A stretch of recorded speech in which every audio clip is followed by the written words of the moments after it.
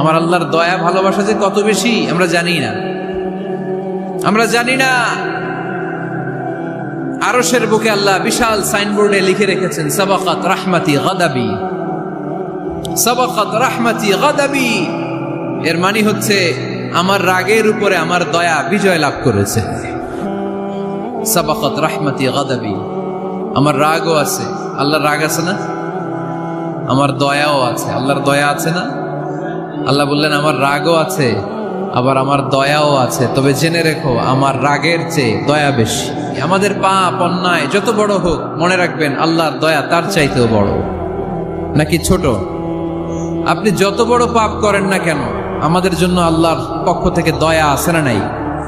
বনি ইসরাইলের এক লোক সিরিয়াল কিলার ছিল, খালি মার্ডার করতো, সিরিয়াল মার্ডার, একটা দুইটা তিনটা 10টা 5টা করতে করতে করতে করতে 99টা মার্ডার করেছে।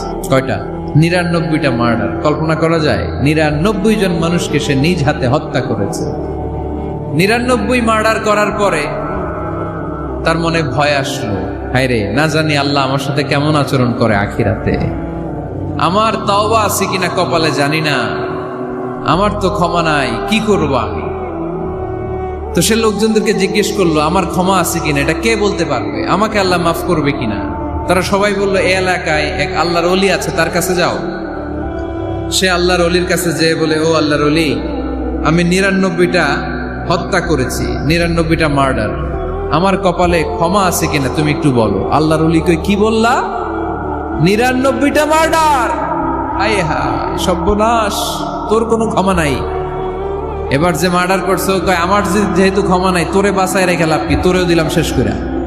এবার সেঞ্চুরি করে ফেলাইছে। কথা বুঝতেছেন? আমার যেহেতু ক্ষমা নাই তো তোরে বাঁচায় রেখে কি লাভ, তোরেও শেষ করে দিলাম। এবার সেঞ্চুরি। সেঞ্চুরি করার পরেও ভয় আসে না নাই অন্তরে? অন্তরে তো আল্লাহর ভয়, কই যাবে? খুঁজতে লাগলো কে সমাধান দিতে পারবে। একজন বলল ওই এলাকায় একজন বড় আলেম আছে, ওই আলেমের কাছে যা। সে আলেমের কাছে যেয়ে বলে, আলেম, আমি 99টা হত্যা করেছি, এখন আমার বড্ড ভয় হয়, আল্লাহ আমারে মাফ করবে কিনা, তুমি একটু আমারে বলো। আলেম বলে, তোমার গুনাহ যত বড়ই হোক আমার আল্লাহর দয়া তার চাইতেও বড়। তুমি কি পাপ করেছো, কি অন্যায় করেছো? তুমি জানো না আমার রব কত মেহেরবান, তিনি কত দয়ালু, তিনি ভালোবাসার আধার, তিনি করুণার আধার। তোমার পাপ অন্যায় যদি হয় খালের পানির সমান, বিলের পানির সমান, আমার আল্লাহর দয়া সাগরের পানির সমান। তোমার পাপ আর অন্যায় যদি হয় পাহাড়ের সমান, আমার আল্লাহর ভালোবাসার দয়া হচ্ছে আকাশের সমান। তুমি যদি তওবার মতো তওবা করতে পারো, ক্ষমার মতো ক্ষমা চাইতে পারো, চোখের পানি ছেড়ে, চোখের পানির বড় দাম, চোখের পানির মধ্যে বিশাল কারিশমা, এটা আল্লাহ খুব পছন্দ করে। 2 ফোঁটা পানি আল্লাহ পছন্দ করে। এক, জেহাদের ময়দানে শহীদের গা বেয়ে ঝরে পড়া রক্তের ফোঁটা। 2 হচ্ছে অনুতপ্ত বান্দার চোখের পানির ফোঁটা। বান্দা যখন অনুতপ্ত হয়ে চোখের পানি ছেড়ে কাঁদে, তার চোখের পানি চোখ বেয়ে নাকের ডগা বেয়ে মাটিতে পড়ার আগেই ওই অনুতপ্ত বান্দার সব গুনাহ আল্লাহ মাফ করে দেয়। সে জিজ্ঞেস করলো আমার ক্ষমা আছে কিনা? আলেম বলে আছে, ক্ষমা আছে। তওবার মতো তওবা কর, তাওবাতান নাসুহা, তওবার মতো তওবা করলে আল্লাহ ঠিকই মাফ করবে। সে এতটাই অনুতপ্ত হলো, এতটাই, সে আল্লাহর কাছে ক্ষমা চাইতে শুরু করলো। আলেম পরামর্শ দিল, তুমি যে এলাকায় থাকো এলাকাটা ভালো না, এলাকাটা ছাড়ো, এখানে সব ডাকাতদের এলাকা, তুমি একটা ভালো এলাকায় যাও, ওখানে যে তওবা করে ভালো মানুষ হয়ে যাও। সে নিয়ত করে কাপড় চোপড় গুছিয়ে ভালো এলাকায় যাবে। ঘর থেকে বেরোয়ার সাথে সাথেই মালাকুল মাউত চলে আসছে, তার রুহু কবজ করে ফেলছে। এখন রুহু কে নিয়ে যাবে? ফাজাআত মালাইকাতুর রাহমা ওয়া মালাইকাতুল আযাব। রহমতের ফেরেশতারাও আসছে, আযাবের ফেরেশতারাও আসছে। রহমতের ফেরেশতারা বলে, না না, সে তওবার নিয়ত করেছে, যদিও তওবা করতে পারে নাই, যদিও ভালো এলাকায় যেতে পারে নাই, তওবার নিয়ত করেছে, অনুতপ্ত হয়েছে, ক্ষমা চাওয়ার চিন্তা করেছে, আমরা তার রূহ নিয়ে ইল্লিনে রেখে দেব। আযাবের ফেরেশতারা বলে, না না, 99টা হত্যা করার পরে আরো একটা হত্যা করে সেঞ্চুরি করেছে, এখনো তো ভালোভাবে তওবা করতে পারে নাই, তার রুহুটা নিয়ে আমরা সিজ্জিনের ভেতরে ঢুকায় দেব। দুই দল ফেরেশতার মারামারি, এ বলে আমরা নিব, এ বলে আমরা নিব। ঝগড়া আছে না নাই? আল্লাহ বললেন রাখো রাখো, ঝগড়ার দরকার নেই। এক কাজ করো, যেখানে মারা গিয়েছে ওইখান থেকে ফিতা দিয়ে মাপতে শুরু করো। ভালো এলাকাটা যদি কাছে হয় জান্নাতের ফেরেশতারা নেবে, খারাপ এলাকা যদি কাছে হয় জাহান্নামের ফেরেশতারা নেবে। খারাপ এলাকা তো একেবারেই কাছে, ঘর থেকে বের হওয়ার সাথে সাথে মৃত্যু হয়েছে। আর ভালো এলাকা তো অনেক দূর। আল্লাহ জামিনটারে আদেশ দিলেন, জামিন এই অনুতপ্ত বান্দার জন্য তুই ভালো এলাকাটা কাছে চলে আয়। ভালো এলাকাটার জামিনটা তুই সংকুচিত হয়ে যা। যদিও ঘর থেকে বের হয়েছে একেবারে কাছে, খারাপ এলাকা হাজার হাজার মাইল দূরে চলে যা। ফিতা দিয়ে মাপ দিয়ে দেখে সর্বনাশ, ভালো এলাকাটা তো একেবারেই কাছে, খারাপ এলাকাটা অনেক দূরে। আল্লাহর ফয়সালা অনুযায়ী রহমতের ফেরেশতারা তার রূহকে নিয়ে জান্নাতের ভেতরে ঢুকিয়ে দিয়েছে। 99টা হত্যা করার পরে আরো একটা হত্যা করে সেঞ্চুরি, 100টা খুন করছে। আপনি কয়টা করছেন? আমি কয়টা করছি? তো 100টা খুন করে যদি ও মাফ পেতে পারে আমার আল্লাহর কাছ থেকে, আমরা কি ক্ষমা পেতে পারি না? ওর পাপের কাছে আমাদের পাপ কি? কয় ওয়াক্ত নামাজ ছাড়ছেন আপনি? কয়টা মিথ্যা কথা বলছেন? কতবার ঘুষ খাইছেন? কত টাকা সুদে লাগাইছেন? কত অন্যায় করছেন? কত জুলুম করেছেন? মনে রাখবেন, আপনার পাপ, আপনার অন্যায়, আপনার জুলুম যত বড় হোক না কেন, আমার আল্লাহর দয়া তার চাইতেও বড়। এজন্য আল্লাহ নিজের পরিচয় দিয়ে বললেন, আর রহমানু আল্লামাল কুরআন খালাকাল ইনসান আল্লামাহুল বায়ান। আমি রহমান, আমি দয়ার সাগর। তাহলে বুঝতে পারলাম আমার আল্লাহর দয়ার কোনো শেষ আছে? 100 টুকরা করে 99 টুকরা দয়া ভালোবাসা আল্লাহ তাআলা নিজের কাছে রেখে দিলেন, আর 1 টুকরা দয়া আর ভালোবাসা আল্লাহ তাআলা গোটা বিশ্বের সবার মাঝে ভাগ করে দিলেন। আমরা সবাই মিলে পাইছি কয় টুকরা ভালোবাসা? উনি রেখে দিয়েছেন কয় টুকরা? ওই 1 টুকরার কিছু অংশ আমিও তো পাইছি, তাই না? আপনি পেয়েছেন, আমরা সবাই পেয়েছি, গোটা বিশ্বের সবাই। আদম আলাইহিস সালাম থেকে শুরু করে কিয়ামত পর্যন্ত যারা আসবে, এসেছিল এবং এখন আছে, সবাই মিলে কয় টুকরা? ওনার কাছে কয় টুকরা? কিন্তু এই 1 টুকরা যে আমরা সবাই ভাগে যোগে পাইলাম, আমাদের ভালোবাসার নমুনা দেখছেন? একজন আর একজনের ভালোবেসে বলে আত্মহত্যা করে ফেলে, আছে না নাই? আছে না? সালমান শাহ মারা গেছে, এই দেশের কয়েকটা মেয়ে গলায় রশি দিয়ে আত্মহত্যা করছে, শুনছেন? অমুক সেলিব্রিটির কি হয়েছে, ছাদ থেকে লাফ দিয়ে পরে মাথা ফাটায় ফেলছে। ভালোবাসা আছে না নাই? যারে ভালোবাসে তার নাম আবার ছেলেরা হাতের মধ্যে কেটে কেটে লেখে, প্লাস দিয়ে লেখে, প্লাস। ধরেন আব্দুল্লাহ প্লাস শামিমা, তো এ প্লাস এস, রক্ত দিয়ে লেখে, রক্ত। আমি অবাক হই, নিডেল, সুই দিয়ে কেটে কেটে লেখে আব্দুল্লাহর এ প্লাস শামিমার এস। কি ভালোবাসা! 1 ভাগ ভালোবাসার ছিটে ফোটা সবাই মিলে পাইছে। এইটা ঠেলা যদি এরকম হয়, তাহলে যিনি 99 ভাগ ভালোবাসা রেখে দিয়েছে তার ভালোবাসা বেশি না কম? দেখেন, ছোট্ট বাচ্চাটা রাতে খেতে চায় না, মা যদি বলে খাও, বলে না, খাবো না। আব্বু অফিস থেকে আসুক, আব্বুর কোলে বসে বসে আব্বু আর আমি একসাথে খাবো। এই ছোট্ট বাচ্চাটা কিছু বোঝে না, কিন্তু তারপরও তার বাবার জন্য ভালোবাসা তার হৃদয়ে ঢুকাই দিছে কে? আপনাদের এলাকায় মুরগি পালেন না আপনারা? মুরগি যখন বাচ্চা নিয়ে হাঁটে, দেখবেন মুরগি ছানা ধরা যায় না। ধরতে গেলে মা মুরগিটা কি করে? কামড় দিতে আসে। এই ছোট্ট বাচ্চাগুলোর জন্য মা মুরগিটার হৃদয়ের ভিতরে ভালোবাসা ঢুকাই দিল কে? আমি পত্রিকাতে এমনও দেখেছি, বন্যায় এক মা পানি খেতে খেতে মরে গিয়েছে, কিন্তু শিশুটাকে একটা বালতির মধ্যে চাপিয়ে মাথায় তুলে ধরে রেখেছে। মা পানি খেতে খেতে নিজের জীবনকে বিলিয়ে দিয়েছে, কিন্তু বাচ্চাটা মরে নাই। বাচ্চার জন্য কি ভালোবাসা! এই ছোট্ট বাচ্চার জন্য মায়ের হৃদয়ে জান স্যাক্রিফাইসের মতো এই ভালোবাসা ঢুকাই দিল কে? আমাদের প্রতিদিনই ভালোবাসা, সকালে ভালোবাসা, বিকালে ভালোবাসা, সন্ধ্যায় ভালোবাসা, শীতকালে ভালোবাসা, গ্রীষ্মকালে ভালোবাসা। আমাদের ইসলামে শুধু ভালোবাসাবাসী, ঠিক কিনা? এই জন্য আলাদা করে আমাদের কোনো দিন লাগে না বিশ্ব ভালোবাসা দিবস দরকার হয় না। যারা মাকে দেখতে পারে না, বাবারে দেখতে পারে না, এরা একদিনের জন্য মা বাবাকে উইশ করতে যায়, আর নাম দিছে বিশ্ব মা দিবস, বিশ্ব বাবা দিবস। কিছুদিন আগে দেখলাম বিশ্ব ডিম দিবস। কি দিবস? আমি কি মিথ্যা বললাম? ছিল একটা বিশ্ব ডিম দিবস। কিছুদিন পরে বানাবে বিশ্ব বাঁশ দিবস, যে যারে বাঁশ দিতে পারে। এরপর একটা বানাইছে শুনলাম বিশ্ব চিন্তা দিবস। তো এটা কি দিবস? কয় এদিন আমরা সবাই মিলে চিন্তা করি যে আসলে আমাদের কি চিন্তা করা দরকার, আছে না নাই? তো এই যে ওরা বিশ্ব মা দিবস, international mother day, international father day, মা দিবস বাবা দিবস বছরে একবার ওল্ড হোমে রেখে আসে, বৃদ্ধাশ্রমে। যেহেতু সারা বছর বৃদ্ধাশ্রমে, বছরে একদিনও যদি মারে স্মরণ না করি কেমন হয়? তো একদিন ওই মা দিবসে মারে একটা কার্ড দিয়ে উইশ করে আসে, কিছু টাকা দিয়ে আসে। ওদের তো মা বাবার প্রতি দয়া নাই, শ্রদ্ধা নাই, ভালোবাসা নাই, এজন্য ঘটা করে ওদের দিবস পালন করা লাগে। আমাদের 24 ঘন্টা 365 দিনই ভালোবাসা, তাই এই দিবস ফিবসের আমাদের দরকার নাই। চিল্লায় বলেন ঠিক কিনা? জন্মের পর থেকেই তো আমাদের ভালোবাসা, মৃত্যু পর্যন্ত ভালোবাসা, আমৃত্যু ভালোবাসা। এই জন্য বিশ্ব ভালোবাসা দিবস, এটা ইসলাম কখনো সাপোর্ট করে না। ভালোবাসার কেন্দ্রবিন্দু একজন, চিল্লায় বলতে হবে তিনি কে? দেখেন, এক টুকরা ঠেলায় বিশ্ব ভালোবাসা দিবস আমরা পালন করি। ভালোবাসার গান, ভালোবাসার নাটক, ভালোবাসার ফিল্ম, ভালোবাসার কবিতা, অভাব নাই। কত ভালোবাসার স্টোরি আপনারা জানেন, এত ভালোবাসা।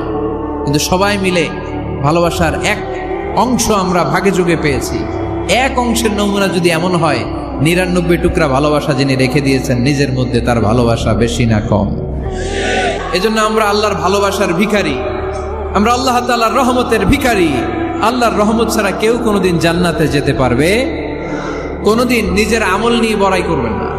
আপনার কি ভাবেন যে আপনার আমল দিয়ে আপনি জান্নাতে যাবেন? আল্লাহর হাবিব বললেন, আল্লাহর রহমত ছাড়া, ভালোবাসা ছাড়া কেউ কোনোদিন জান্নাতে ঢুকতে পারবে? আম্মা জান আয়েশা বললেন, ইয়া রাসূলুল্লাহ, আপনিও না? আল্লাহর হাবিব বললেন, না, আমিও না, তবে আল্লাহর রহমত, তার দয়া সেদিন আমাকে ঘিরে রাখবে।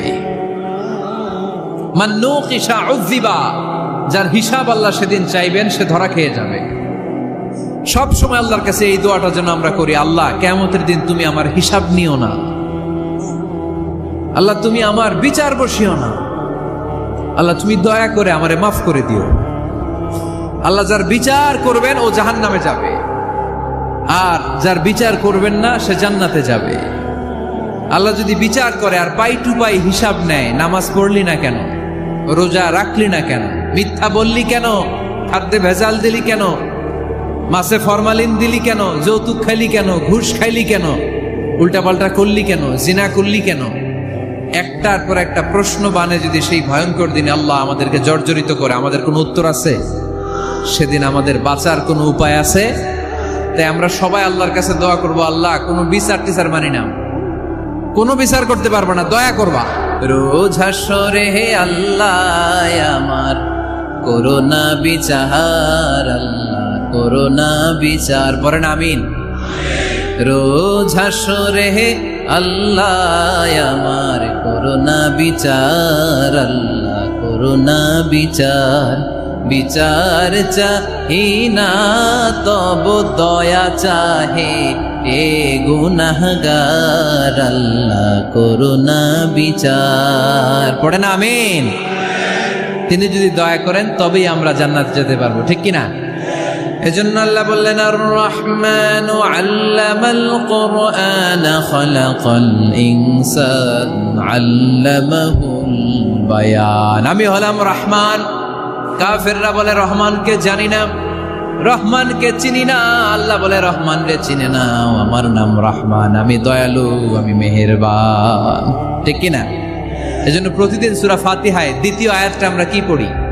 আর রহমান আর রাহিম, ঠিক কিনা? তিনি দয়ার সাগর, তিনি মায়ার সাগর। আমরা বললাম, আল্লাহ ঠিক আছে, আমরা বুঝেছি আপনি দয়ার সাগর, আর আপনি কি করেন? দ্বিতীয় আয়াতে আল্লাহ বললেন, আল্লামাল কোরআন, আমি কোরআন শিক্ষা দেই। শুধু দয়ার সাগর হয়ে আমি আল্লাহ বসে থাকি নাই, তোমাদের হেদায়েতের জন্য আমি কোরআন নাজিল করে দিয়েছি। আল্লামাল কোরআন, আমি কোরআন শিক্ষা দেই। আমাদেরকে কোরআন শিখিয়েছে কে? বিশ্বনবীকে কোরআন শিখিয়েছে কে? আল্লাহ। এজন্য দুনিয়াতেও যারা কোরআন শিখায় তাদের মর্যাদা বাড়ায় দেয় কে? বাংলার জমিনে যারা কোরআন শরীফ শিখায় এদের মর্যাদা সবচেয়ে কম। এদের বেতন সবচেয়ে কম, এরা সমাজে সবচেয়ে বেশি অবহেলিত, ঠিক কি না? আল্লাহর কাছে এরা সবচেয়ে বেশি সম্মানিত। আল্লাহর হাবিব বললেন, খায়রুকুম মান তাআল্লামাল কুরআন ওয়া আল্লামাহু, তোমাদের মধ্যে আল্লাহ তাআলার কাছে সবচাইতে প্রিয় শ্রেষ্ঠ ওই মানুষটা যে নিজে কোরআন পড়ে আবার অন্যরে পড়ায় দেয়। সুবহানাল্লাহ পড়েন। আপনি যদি কাউরে শুধু সূরা ফাতিহাটা শিখান, কোন সূরা? সূরা ফাতিহাটা যদি শিখায় দেন, সে যতদিন সূরা ফাতিহা তেলাওয়াত করবে ওই তার তেলাওয়াতের একটা পার্সেন্টেজ সওয়াব আপনার আমলনামায় আছে না নাই? সে যদি আবার আরেকজনের শিখায়, ওই লোক যদি আবার আরেকজনের শিখায় দেয়, এরকম যতজনকে তারা শিখাবে প্রত্যেকের তেলাওয়াতের একটা পার্সেন্টেজ সওয়াব আপনার আমলনামায় ঢুকায় দিবে কে? এজন্য কোরআন নিজেও শিখবো, অন্যকেও শেখাবো। রাজি আছেন তো? না খেয়ে না পড়ে অল্পতে তুষ্ট থেকে যারা শুকরিয়া করে এরা আমাদের আইম্মাতুল মাসাজিদ, মসজিদের ইমামরা, মসজিদের মুয়াজ্জিনরা। এক একটা মসজিদের মুয়াজ্জিনের গলা হবে এরকম বিশাল উঁচু।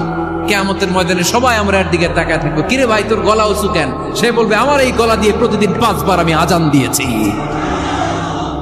কিয়ামতের ময়দানে ঠিকই সম্মানিত, দুনিয়ায় আমরা চিনলাম না ওনাদেরকে।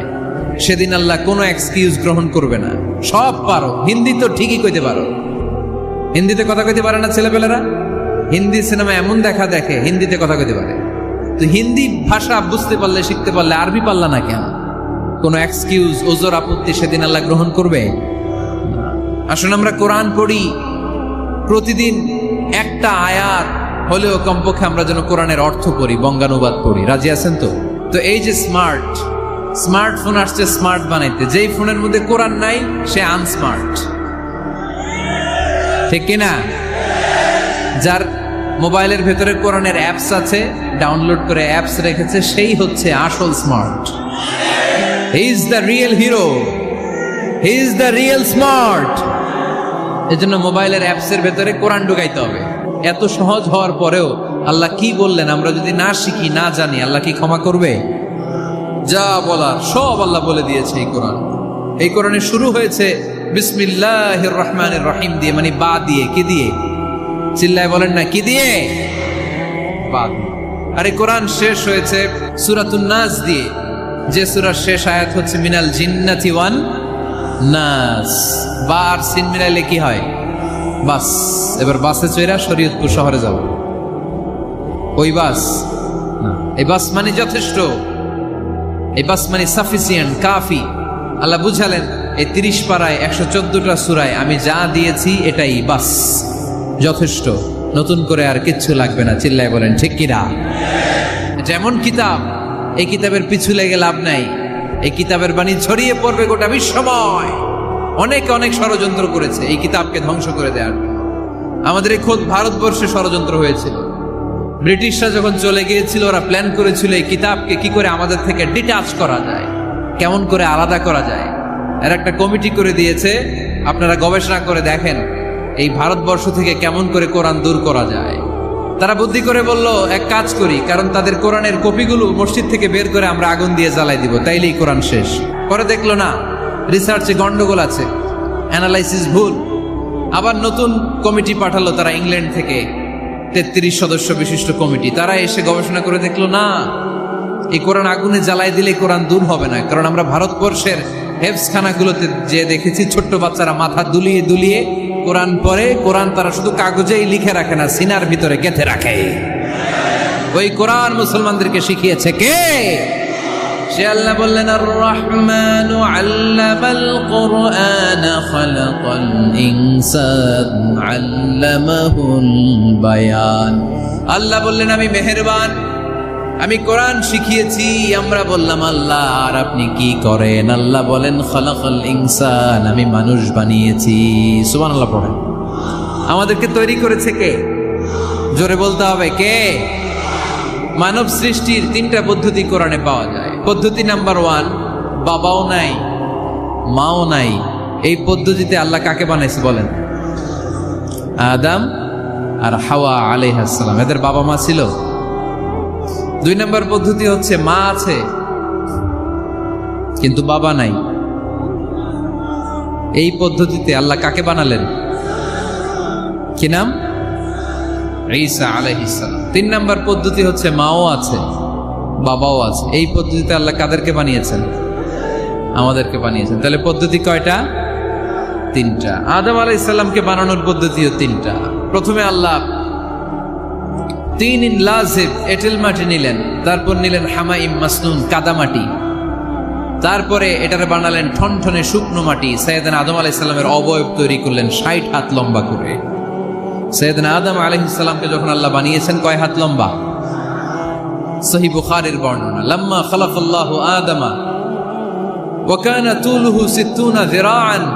আল্লাহ তাআলা যখন আদম আলাইহিস সালামকে বানালেন 60 হাত বা 60 গজ লম্বা করে বানালেন। আপনারাও যারা জান্নাতে যাবেন 60 হাত লম্বা হয়ে জান্নাতে ঢুকবেন। কয় হাত লম্বা? সুবহানাল্লাহ পড়বেন না? আদম আলাইহিস সালামকে বানালেন। আবার মায়ের পেটে যে আমরা বড় হলাম, এখানেও আমাদের তিনটা ক্যাটাগরি, তিনটা ধাপে তিনি আমাদেরকে বানালেন।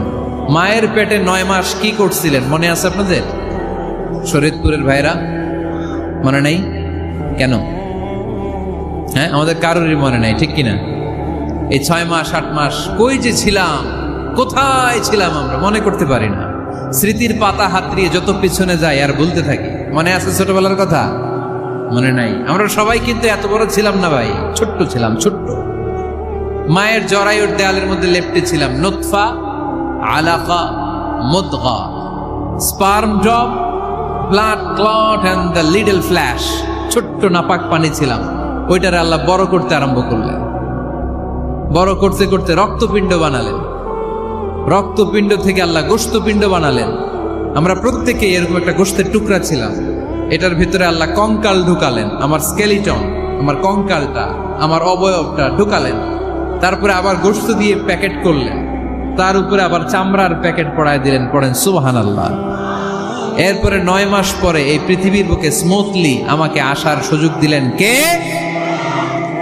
একথাই আল্লাহ সূরা আল মুমিনুনে বললেন, ওয়ালাকাদ খালাকনাল ইনসানা মিন সুলালাতিন মিন তিন সুম্মা জাআলনাহু নুতফাতান ফি ক্বারারিন মাকিন ثم خلقنا النطفة علقة فخلقنا العلقة مضغة فخلقنا المضغة عظاما فكسونا العظام لحما ثم أنشأناه خلقا آخر فتبارك الله أحسن الخالقين। পড়েন আল্লাহু আকবার।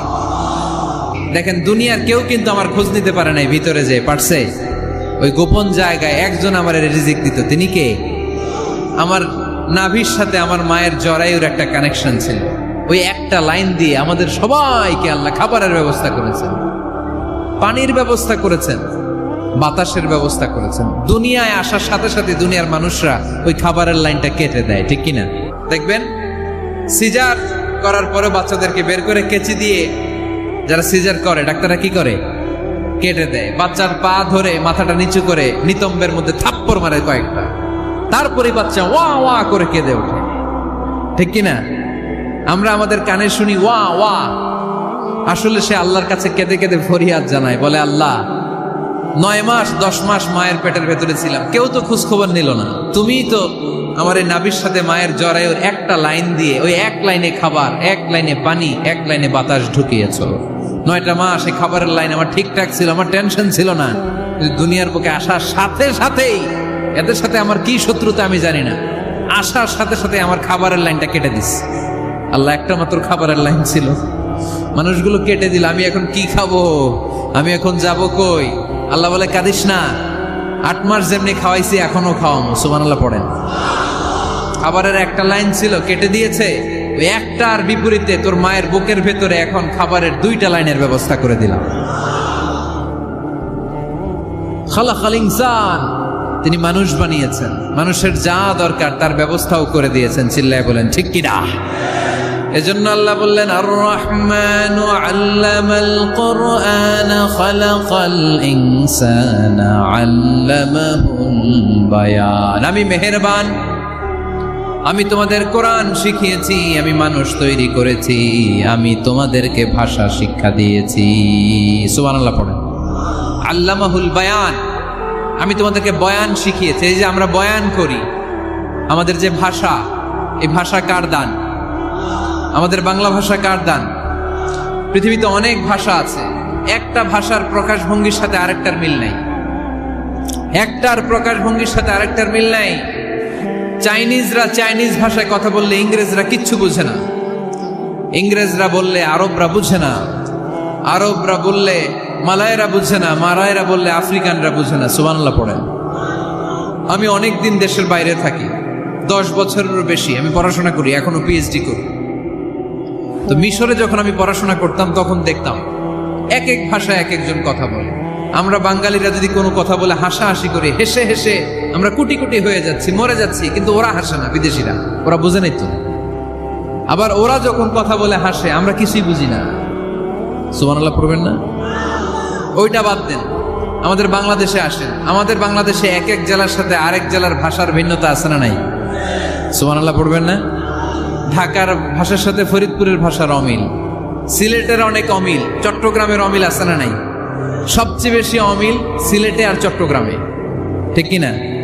ওনাদের ভাষাগুলো এমন, শুনলে বুঝার উপায় নেই যেটা বাংলা ভাষা না অন্য ভাষা, কিন্তু প্রত্যেক আঞ্চলিকতায় একটা মাধুর্যতা আছে না নাই? আল্লাহ পাক এই কোরআনের মধ্যে আঞ্চলিকতার দাম দিলেন। হিশাম বিন হাকিম বিন হিজাম কোরআন থেকে তেলাওয়াত করতে শুরু করলেন। এই তেলাওয়াত শুনে সাইয়েদনা ওমরে ফারুক ওনার ঘাড় ধরে টেনে বিশ্বনবীর কাছে নিয়ে আসলেন। ওমরে ফারুক বললেন, ইয়া রাসূলুল্লাহ, দেখেন হিশাম বিন হাজিম কেমন করে কোরআন পড়ে, দেখেন ভিন্নভাবে কোরআন পড়ে। আপনি শিখাইছেন একভাবে, ও পরে আরেকভাবে, ওর বিচার করেন। আসলে আরেকভাবে পড়ে নাই, অন্য আঞ্চলিকতায় পড়েছে। যেমন আমরা পড়ি ওয়াদ-দুহা ওয়াল লাইলি ইযা মা ওয়াদ্দাআকা রাব্বুকা ওয়া মা ক্বালা ওয়ালাল আখিরাতু খায়রুল লাকা মিনাল উলা। কিন্তু কোরআনের আরেকটা লাহজা বা আরেকটা পড়ার পদ্ধতি আছে, যেখানে ওনারা পড়ে ওয়াদ-দুহা ওয়াল লাইলি ইযা সাজা মা ওয়াদ্দাআকা রাব্বুকা ওয়া মা ক্বালা।